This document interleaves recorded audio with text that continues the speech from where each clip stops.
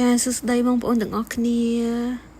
នេះគឺជាទស្សនវិជ្ជាភូកប៉ាល់ខាងខ្ញុំធ្វើការនៅអាល្លឺម៉ង់ណាហើយថ្ងៃនឹងដែរបន្ទាប់ពីសម្រាប់ពីការងារខ្ញុំបានដើរទៅទិញអីខ្លះហូបខ្លះអញ្ចឹងទុកសម្រាប់ហូបនៅលើកប៉ាល់នឹងខ្ញុំដើរថ្ងៃនឹងដែរដើរប្រហែលជា1គីឡូដី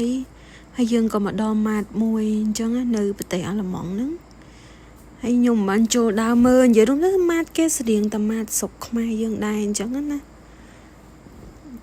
ហើយមានអីលក់ច្រើនដែរនេះគឺជាផ្លែឈើដែលពេញនិយមនៅនឹងផ្លែឈើរីនិយាយរួមទៅអត់សូវមានផ្លែឈើអីច្រើនដូចអាស៊ីយើងទេហើយមាន strawberry មាន blueberry ហើយផ្លែនេះដែរមើលទៅស្រៀងប៉មតែវាមិនមែនជាប៉មគេហៅ peachអីអត់មានទិញអីបានច្រើនទេទិញបានតែបន្តិចទៅក៏ខ្ញុំដើរត្រឡប់មកកប៉ាល់វិញនេះគឺជាទេសភាពនៅតាមផ្លូវដែលយើងដើរមកអញ្ចឹងណានិយាយរួមទៅមកថ្ងៃហ្នឹងដើរបាន2គីឡូដីដែរហើយទេសភាពស្រុកគេស្អាតហើយបើនិយាយពីអាកាសធាតុវិញអត់សូវក្តៅដូចស្រុកខ្មែរយើងទេ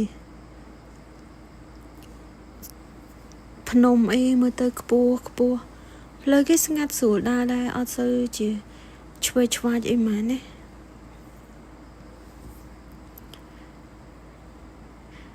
នេះបន្ទាប់ពីដើរហើយពួកខ្ញុំក៏មកដល់បន្ទប់វិញអានេះគឺជាបន្ទប់គេខ្ញុំនៅឃុំ